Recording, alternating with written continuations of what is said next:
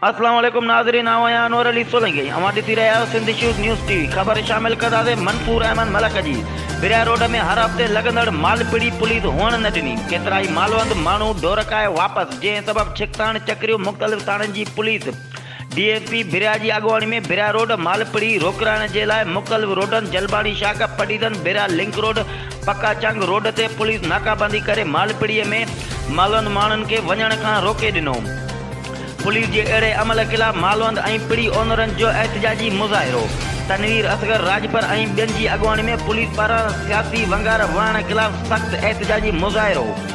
ऐं अॻुवान तनवीर अहमद राजपर मालपीड़ी ओनर चयो त सियासी बुनियादनि ते हुकूमती धुर जा चूंडियल नुमाइंदा हथ सां मालपीड़ीअ खे रोकाइनि था ऐं मुंहिंजी पीढ़ीअ जो लाइसेंस ईंदड़ साल 22 जुलाई ताईं आहे ऐं असां पुलिस जे अहिड़े अमल ख़िलाफ़ सख़्तु लफ़्ज़नि में मज़मत कयूं था ऐं मुतालबो कयूं था त पुलिस जे इन ई अमल ख़िलाफ़ एक्शन वरितो वञे ऐं असां सां इंसाफ़ कयो वञे, न त ॿी सूरत में एहतजाज जो दाइरो वसी कयो वेंदो।